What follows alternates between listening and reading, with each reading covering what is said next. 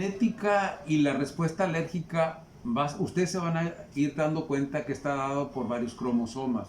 Son muchos los cromosomas que intervienen principalmente en determinados padecimientos como en la rinitis, en el asma, en la urticaria, en la alergia a medicamentos, en la alergia a alimentos.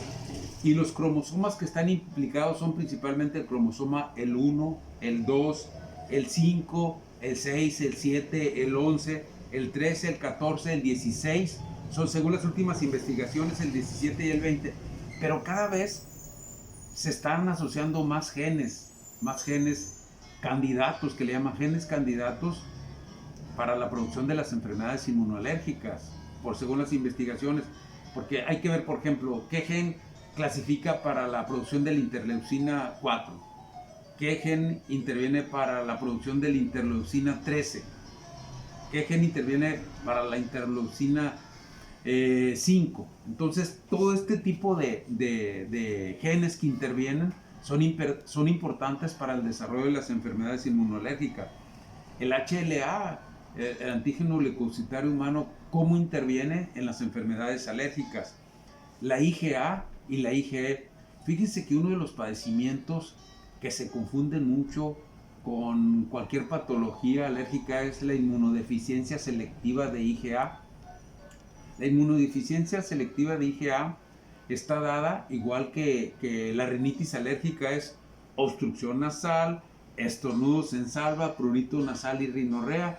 Pero una de las características principales de la deficiencia selectiva de IgA es la otorrea y las infecciones frecuentes. Aparte de los datos clínicos que presenta cualquier tipo de rinitis, lo que se le agrega uno es que tienen otorrea y que frecuentemente responden principalmente a los antibióticos. Se le pasa el efecto de los antibióticos y regresa otra vez la sintomatología clínica. Y la única forma de hacer el diagnóstico de una inmunodeficiencia selectiva de IgA es la cuantificación en sangre de la IgA, pero los datos clínicos son igualitos, tanto de la rinitis alérgica como la deficiencia selectiva de IgA.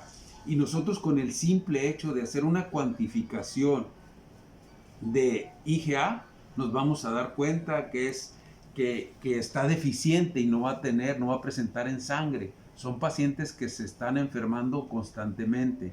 Entonces, ¿qué es lo que tenemos que hacer? Entonces, sí tiene importancia la cuantificación de las inmunoglobulinas, claro que tiene mucha importancia para apoyarnos nosotros, para poder hacer un diagnóstico preciso de las enfermedades inmunológicas.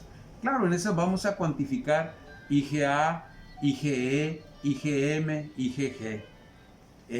Aunque la IgD no es tan frecuente porque se encuentra en pocas cantidades en la sangre y nomás se ha relacionado con la dermatitis atópica, la IgD. Ahora, también vamos a ir hablando durante el curso todas las células que intervienen, cada una poco a poco, desde los mastocitos, o los basófilos, que son los basófilos de la circulación. Vamos a ir viendo las plaquetas, qué factor desempeñan en las enfermedades inmunológicas las plaquetas, por qué disminuyen, a qué se debe, qué factores hace de que las plaquetas disminuyen en algunos padecimientos inmunológicos, a qué se debe que los mastocitos intervienen principalmente en el shock anafiláctico, por qué se desprende una gran cantidad de sustancias que ya se encuentran preformadas y que nos va a dar los datos clínicos de la anafilaxia. ¿A qué se debe todo eso? Todo eso vamos a ir estudiando. ¿Qué papel tienen los polimorfonucleares en el desarrollo de las enfermedades inmunológicas, las citocinas, la comunicación que hay entre las células? ¿Cuáles son las citocinas más importantes en los padecimientos inmunológicos? Los neuropéptidos y qué es un alergeno. Todo eso vamos a ir discutiendo a través del curso. ¿Qué es un alergeno? ¿Cuáles son las características de peso molecular que tiene que reunir para que sea? ¿Cuál es la diferencia entre un alergeno y un inmunógeno? Todo eso vamos a ir analizando en el curso. Todas estas dudas quiero que ustedes las vayan viendo, analizando, para poder entender. Ya cuando entremos en materia, vamos a ir explicando cada una de las diferencias que existen entre un inmunógeno y un alergeno. ¿Por qué? Porque es importante para el desarrollo de las enfermedades inmunológicas y las patologías inmunológicas. Ahora, después vamos a hablar sobre alergia respiratoria. La alergia respiratoria, ¿qué es el padecimiento más frecuente? ¿Qué es lo que van a estar ustedes viendo durante el curso? Van a estar viendo rinitis alérgica. Ustedes, la primer dato de consulta que le llegue a sus pacientes cuando ustedes estén en su consultorio, en su práctica clínica, la rinitis alérgica es la principal padecimiento que ustedes van a abordar. Entonces quiero que ustedes lo manejen perfectamente, todos los datos clínicos que va a presentar una rinitis alérgica, desde obstrucción nasal, estornudos en salva, prurito nasal y rinorrea, los 4 puntos cardinales que se los deben de saber al dedillo para hacer el diagnóstico. Ahora, el antecedente, acuérdense que ya hablamos de atopia, la carga genética que debe tener papá y mamá de la rinitis alérgica. Si por ejemplo, ya hablamos de inmunogenética, si por ejemplo el papá y la mamá, los dos tienen rinitis, del 80 al 90% de los hijos que tenga esa pareja van a tener rinitis alérgica. Entonces que hay una carga genética, pero sí tiene que ver mucho la epigenética. La epigenética es más allá de la genética, que es un gen que se dispara por el medio ambiente. Y ese medio ambiente es un factor determinante, como yo les dije desde el inicio de las pláticas, que el medio ambiente es un factor determinante para el desarrollo de las enfermedades inmunológicas. Y ese medio ambiente está caracterizado por los alergenos.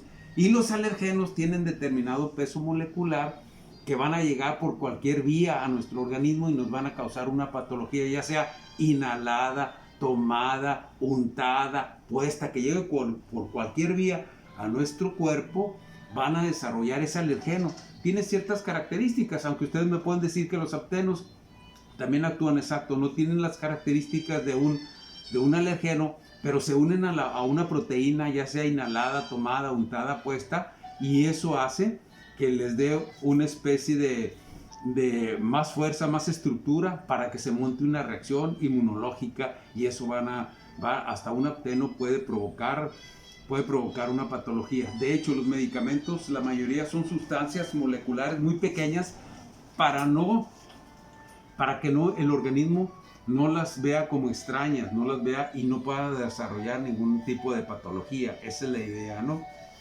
Entonces vamos a seguir hablando sobre la clasificación y cómo la rinitis, cuáles son los exámenes de laboratorio que vamos a utilizar para hacer el diagnóstico. Aparte de los datos clínicos que ya se los mencioné, ¿qué examen de laboratorio es el estándar de oro? Pues hay varios que se pueden utilizar y que son muy útiles y que no se necesitan mucho dinero, que son la citología nasal, la citología del moco, la biometría hemática completa, donde nos van a ver la cantidad de eosinófilos en sangre, y el estándar de oro, las pruebas cutáneas para hacer el diagnóstico a pólenes, hongos y sustancias inhalables.